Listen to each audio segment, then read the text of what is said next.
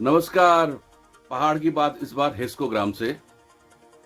आज मेरे साथ हैं हेस्को के चेयरमैन, पद्मश्री, पद्म विभूषण, पर्यावरण के लिए समर्पित, हिमालय के लिए समर्पित अनिल प्रकाश जोशी जी।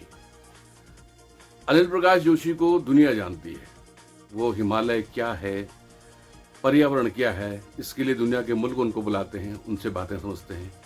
साइकिल से उन्हें पूरा हिंदुस्तान भ्रमण किया है, उसको समझा है और हिमालय में उन्होंने बहुत प्रयोग किए हैं। ये जो जगह है जहाँ मैं बैठा हूँ, यहाँ प्रयोगशालाएं हैं, खुली प्रयोगशालाएं भी हैं और कमरे के अंदर बंद प्रयोगशालाएं भी हैं। और यहाँ जीवन का एक फलसफा है, जन्म से लेकर मरण तक का एक जोशी जी का जो जीवन चिंतन है वो इस हेस्को ग्राम में मौजूद है। तो आज हम उनसे करेंगे पहाड़ की बात। जोशी जी, आपसे क्या पूछूं, मैं समझ नहीं पा रहा हूं क्योंकि आपका तो इतना व्यापक दायरा है। फिलहाल मैं पहाड़ में हूं और पहाड़ की बात आपसे करता हूं। दरअसल अक्सर हम लोग एक अजीब सी पीड़ा लेके जी रहे हैं, पहाड़ के लोग आप, और हम अक्सर कहते हैं कि यार हमें कोई फरमान नहीं मिला, इसको कोई, क्योंकि बिना विजन के राज्य चल रहा है, 21 साल हो गए। तो इस पहाड़ को, इस उत्तराखंड राज्य के लिए अक्सर हम रोते रहते हैं कि जो होना था वो हुआ ही नहीं। तो आपको क्या लगता है कि कहाँ कहाँ कमी रह गई, हमारी शुरुआत में कहाँ कमी रह गई? देखिए, सवाल ये पैदा होता है कि आज की तमाम परिस्थितियों के लिए हम किस किस को दोष बांटें। मुझे लगता है ये सामूहिक दोष है, क्योंकि एक राजनीतिक दल या ये राजनीतिक दल जो तमाम हमारे बीच में है, और अपने बीच में कोई अगर अपना बड़ा स्थानीय दल है, अगर वो अपनी जगह उस स्तर पर नहीं बना पा रहा हो, तो इसके कारण कहीं ना कहीं हम हैं कि हमारी सोच कहीं अभी भी बटी हुई है।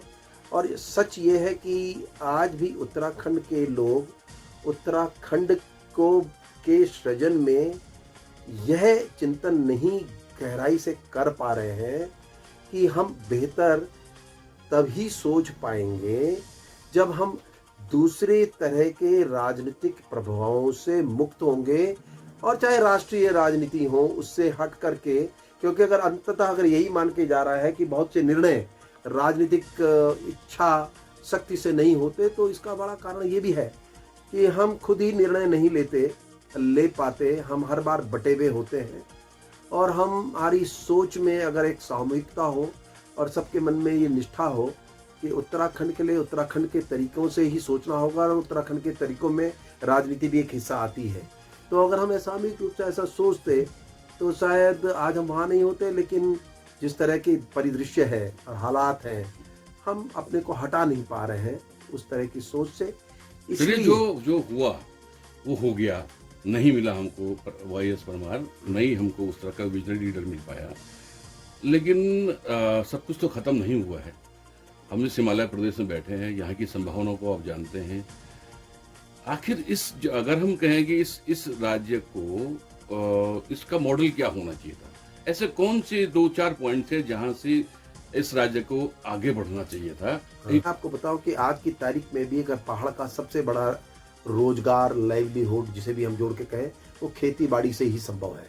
और देखिए, वाईएस परमार का जो बड़ा एक प्रयोग है वो पूरी तरह यहाँ भी वही संभव है। क्योंकि ये नहीं भूलना चाहिए हमको कि दूर दराज के गरीब गांव के पास जो योग्यताएं हैं, जो उसके अपने संसाधन हैं, वो इसी के चारों तरफ घूमते हैं। इसलिए जो सबसे बड़ा जोर लगाया जाना चाहिए था वो 2 तरह से लगाना चाहिए था कि एक, हम निश्चित रूप से एक ऐसे राज्य हैं, ऐसे स्थल हैं पारिस्थितिकी दृष्टिकोण से जो क्लाइमेटिकली डिफरेंट है। पंजाब हरियाणा उसे पैदा नहीं कर सकते जो उत्तराखंड या हिमालय के लोग कर सकते हैं।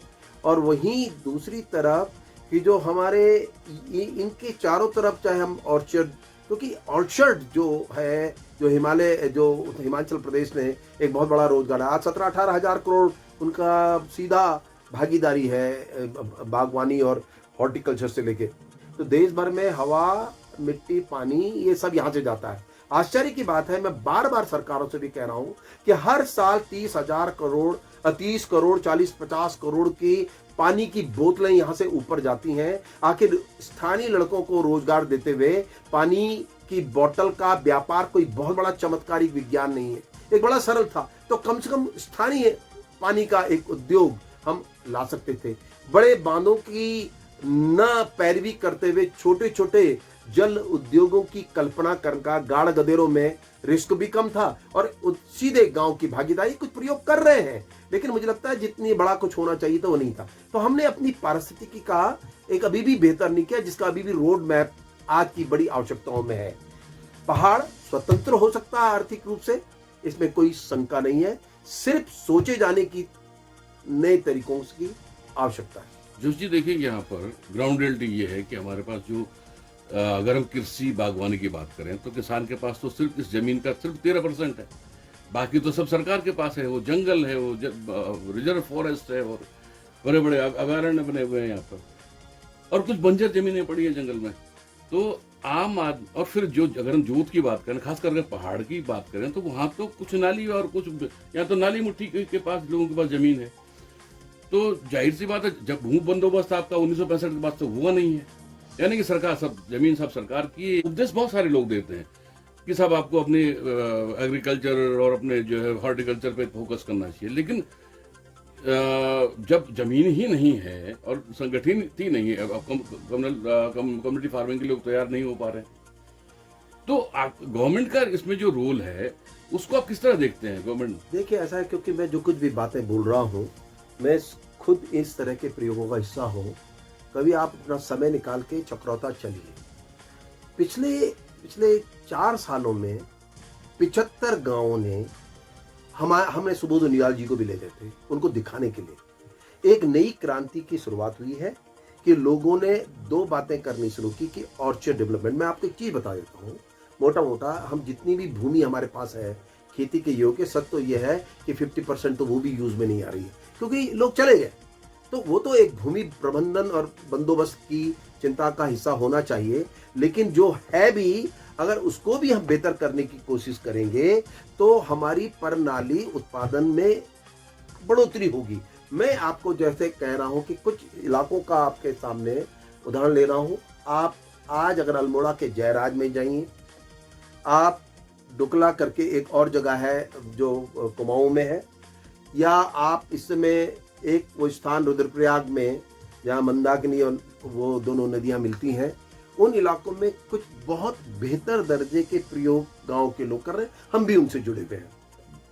बहुत स्कोप है, और जो जंगल, हवा, पानी, मिट्टी हमारा जिस पे वो अधिकृत है, जो सरकार जिसके लिए वो रखती है, अधिकार रखती है, लेकिन उससे भी जोड़ के बहुत से रोजगार खड़े हो सकते हैं, ये मेरा ठोस मानना है। उत्तर में ये है कि एक व्यक्ति जिसके पास थोड़ी सी ज्यादा जमीन थी या जो पैसे से संपन्न था, उसको आदमी प्रयोग कर पाया। जो यहाँ का जो एवरेज आदमी है, जो बिखरा पड़ा, जो बहुतायत में है, उसको देखने, उसको तो किसी सपोर्ट की जरूरत है, क्योंकि वो इस स्थिति में नहीं कि वो एक साथ जुड़ करके काम कर पाए। तो गवर्नमेंट के लेवल पे ऐसा होता मुझे नहीं दिखा दिया। आपका क्या मानना है? नहीं, देखिए, अभी मेरा ये सोचना था इसमें कि मैं पिछले कुछ दिनों से लगातार इस बात को बड़ा कीनली ऑब्जर्व कर रहा हूँ और बोलने की कोशिश भी कर रहा हूँ कि जैसे यहाँ पे एक फ्लावर की एसोसिएशन है, मैं उनसे जुड़ा और मैंने सरकार से भी अनुरोध किया कि इनके प्रयोगों को देखो, ये एक बहुत बड़ा हमारा रोजगार हो सकता है। मुझे अच्छा लगा कि सुबोध उनियाल वहाँ ने आने के बाद अब कहते हैं कि कोशिश कर रहे हैं कि साहब एक ऑर्चर्ड को लेकर के हम बड़ा काम करेंगे। आपने अखबारों में पढ़ा होगा, लेकिन आपने जो बात बोली वो सबसे महत्वपूर्ण है कि घोषणाएं होती हैं लेकिन कनेक्ट नहीं होता। जो कनेक्ट होने की रणनीति है उस पर ज़्यादा महत्व दिया जाना चाहिए, और उस दूर दराज के आदमी के पास आप कैसे एक्सेस कर रहे हो उसको, डिलीवरी इसको हम कहते हैं कि आपका नॉलेज डिलीवरी, मटेरियल डिलीवरी वो कैसे हो, वो बड़ा हिस्सा है। वरना सब कुछ नॉलेज उपलब्ध है, इंस्टीट्यूशंस उपलब्ध हैं, प्लांटिंग मटेरियल तैयार हो सकता है, सब कुछ सकता है, मैकेनिज्म नहीं है कि जिस मैकेनिज्म को लेके हम लोगों को जाए। हम पे थी तो हम चक्राता में गए, 75 गाँवों के साथ जुड़े, और आपको आश्चर्य होगा, कभी जाइए आप कि वो कुछ बड़े अच्छे उदाहरण हैं वहाँ जिन्होंने अपने ट्रांसफॉर्म कर दी वो बैरन लैंड एक प्रोडक्टिव उसमें। अब अगर वो कनेक्टिविटी का वो उदाहरण देखने के और उस तौर तरीकों को सीखने की कोशिश अगर सिस्टम करेगा तो समझेगा। मैं बार बार ये कहता हूं, मैं ये कहने की कोशिश कर रहा हूं कि इस राज्य में खास तौर से इस तरह के प्रेशर ग्रुप को, जहां आपने बार बार कहा कि दूर दराज के कॉमन आदमी की कोई सुनवाई नहीं है, तो कोई ना कोई एक रास्ता तो तय है। जब अब हम राजनीति में जब निर्णय लेते हैं किसी भी पार्टी विशेष के लिए, तो ये मुद्दे तब नहीं होते, हमें एक दबाव ग्रुप तो बनाना ही होगा। पलायन की मुझे लगता है ये यहाँ का एक ऐसा की चाबी है कि अगर इसको कोई समझ ले। जब त्रिवेंद्र जी ने पलायन आयोग बनाया, हमें लगा कि उनको कोई समझ आ गई है किसी को उत्तराखंड की, लेकिन ऐसा कुछ नहीं हुआ। लोग यहाँ आ सकते हैं। मसला ये है कि जो लोग जा रहे हैं यहाँ से, बार बार उनको ब्लेम किया जाता है, पहाड़ी भगोड़े हैं, पहाड़ी भाग जाते हैं।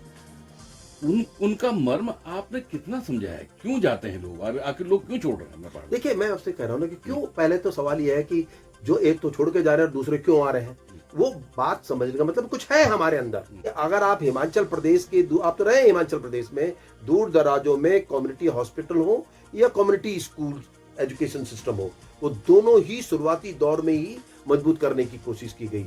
हमने जब उत्तराखंड राज्य बनाया तो हम हवा में रहे और हमने सब कुछ उन पर छोड़ दिया जिन्होंने हमारे प्रति निर्णय लेने थे, जो राजनीतिक दल एक के बाद एक आए।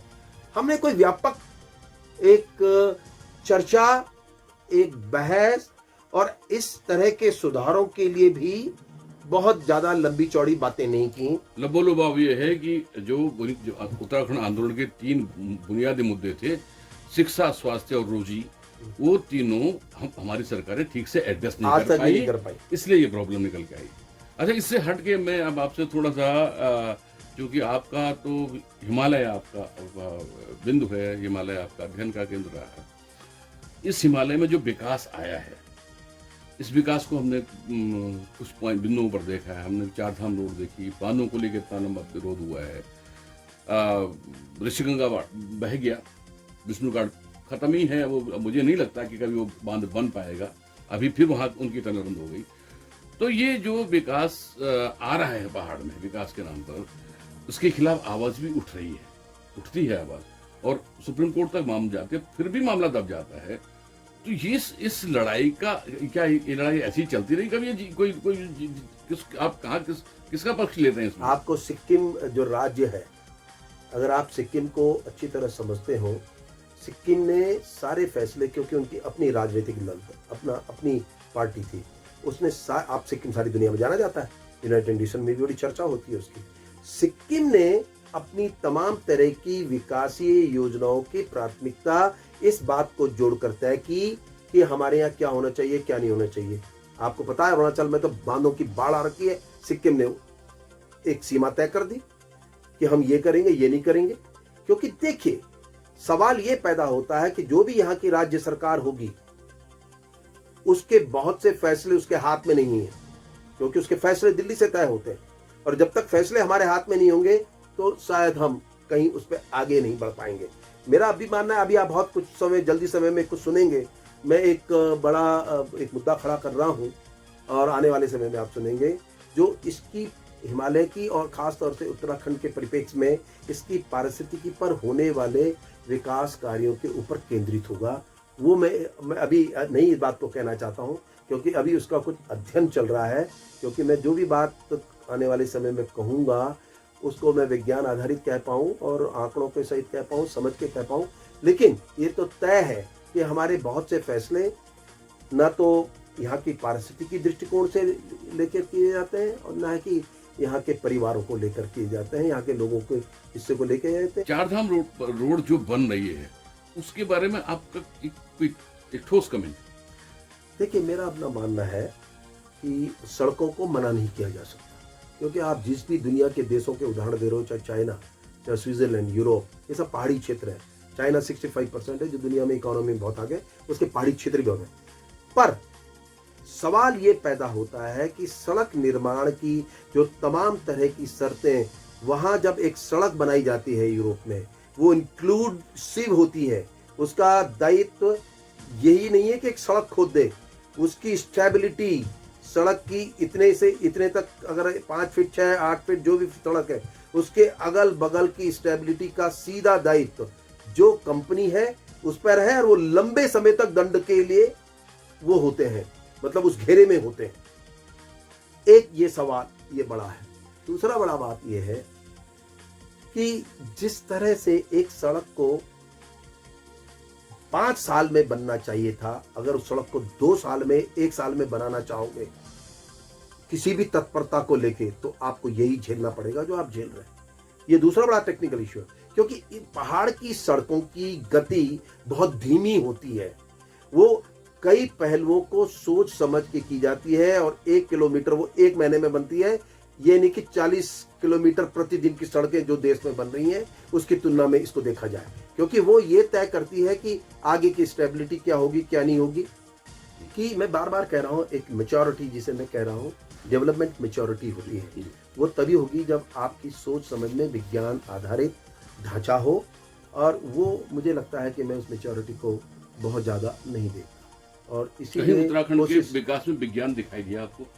मैं समझता हूं कि बहुत ज़्यादा विज्ञान मुझे नहीं दिखाई देता। और जिस तरह से हम जिन कारणों से हमने उत्तराखंड मांगा था, वो कारण ये था कि हमारे पहाड़ बेहतर हों, एक्सेसिबिलिटी बढ़े, लोगों के लिए सेवाएं बढ़ें, हवा मिट्टी जंगल पानी को स्थिर करते हुए हमारे पास एक तरफ हॉस्पिटल हो, एजुकेशन हो, वो सब चीज़ें हों, और उसका आधार हमेशा और कम से कम हिमालय के लिए तो विज्ञान आधार इसलिए होना चाहिए कि यहाँ इकोलॉजी और इकोनॉमी दोनों को साथ चलना है। अच्छा, पंचेश्वर बांध बनना चाहिए कि नहीं नहीं बनना, एक आंसर नहीं। जो विष्णुघाट प्रोजेक्ट को खत्म कर देना चाहिए कि जारी रखना चाहिए? मुझे पता नहीं कि आज के स्तर में विश्वघाट परियोजना कहाँ तक जा चुकी है। ये देखिए, नहीं- उसमें अभी ताजा डेवलपमेंट है कि उसका टनल के ऊपर से भूस्खलन हो चुका है, और जोशीमठ को जो उसने खोदा मैं वहाँ उसका पर- उत्तर आपको मैंने भी थोड़ी देर पहले कहा था कि मैं एक बड़े गंभीर विषय पर आजकल चिंतन कर रहा हूँ, जिसके विज्ञान आधार कुछ चीज़ें जुटा रहा हूँ। मुझे लगता है आपके इस सवाल का जवाब मेरे उस और मेरे साथियों की उस पहल पर मिल जाए। चलिए, जोशी, बहुत शुक्रिया, आज आपने कीमती समय दिया और बहुत सी बातें बताई जो पहाड़ के लोगों के लिए और जो व्यवस्था बनाते हैं चलाते हैं उनके लिए आँख खुलने वाली हो सकते हैं। फिर आगे किसी विषय पर आपसे बात करेंगे। आज के लिए धन्यवाद बहुत आपका भी। शुक्रिया। पहाड़ के बाद के मित्रों को नमस्कार।